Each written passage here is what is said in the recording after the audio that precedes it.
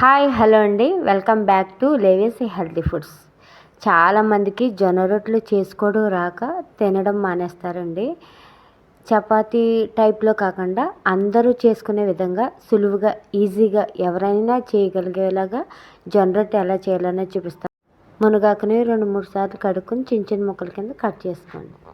ఇప్పుడు 1 table spoon కారం, 1/2 table spoon salt, 1 table spoon అవిసె గింజల పొడి అండి, 1 టేబుల్ స్పూన్ నువ్వుల పొడి. నేను ఈ పొడులు అనేవి అన్నిట్లోనే యూజ్ చేస్తూ ఉంటాను.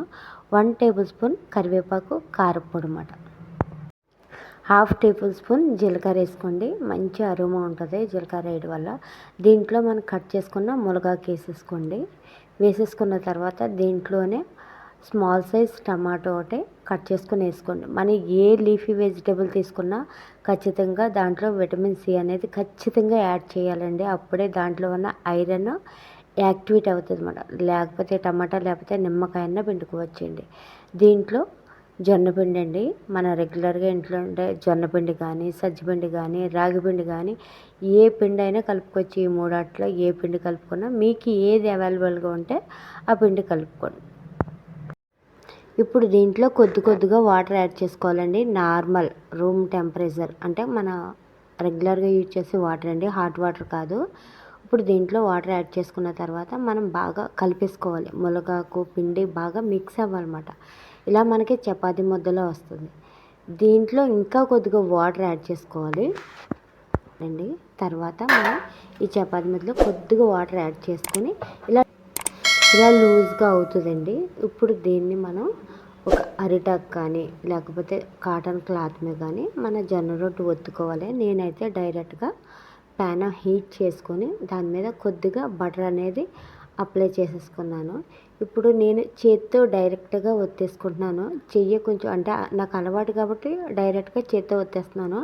కొత్తగా చేసేవాళ్ళు అయితే కాటన్ క్లాత్ తడిపేసి వాటర్ లేకుండా పిండేసి దాని మీద అత్తుకొని ప్యానం మీద వేసేసుకోవాలండి. లేదు అరిటాకులు అవైలబుల్గా ఉన్నవాళ్ళు అరిటాకు మీద ఒత్తేసుకొని ప్యానం మీద వేసేసుకుంటే మనకి ఈజీగా జోవా రోటీ అనేది తయారైపోతుంది అన్నమాట. ఎంత పర్ఫెక్ట్గా వచ్చిందో చూసారా. ఇలా ఒక్క రోటీ తింటే మనకు చాలా ఫిల్లింగ్గా అనిపిస్తుంది.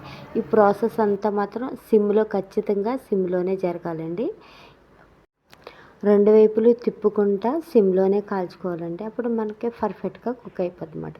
మన ఈజీ టేస్టీ హెల్తీ మునగాకు జోవా రోటీ రెడీ అయిపోయిందండి. జొన్న రొట్టెలు రాని వాళ్ళు కూడా చాలా ఈజీగా చేసుకోవచ్చు అన్నమాట. మధ్యాహ్నం లంచ్కే కాదు డిన్నర్కే కాదు బెస్ట్ రెసిపీ అండి. ఇలా ఈ జోవా రోటీలోకి మనకి కర్రీ కూడా అవసరం లేదండి. ఇలా ఒక జోవా రోటీ పెట్టుకొని ఒక కీరా పెట్టుకొని పక్కన పెరుగు పెట్టుకొని పెరుగులో మనం డిప్ చేసుకుని తింటే చాలా టేస్టీగా ఉంటుందండి. కూరతో పని అనేది అస్సలు ఉండదు.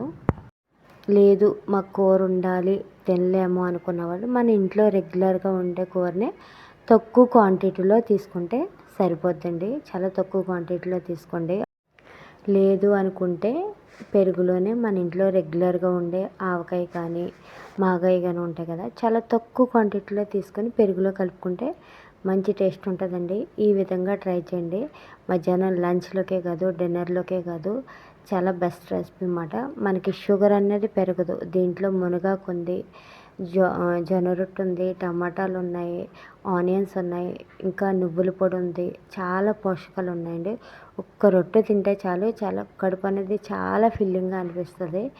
మీరు డైలీ అన్నం తింటే షుగర్ ఎక్కువగా ఉంటుంది, కంట్రోల్ అవ్వట్లేదు, అన్నం తప్ప ఏమీ జొన్న రొట్టెలు గట్రా చేసుకోలేము అనుకున్న వాళ్ళు ఈ విధంగా ట్రై చేసి చూడండి. తప్పకుండా చాలా బాగుంటుందండి. వీడియోని లైక్ చేయండి, షేర్ చేయండి, సబ్స్క్రైబ్ చేయండి.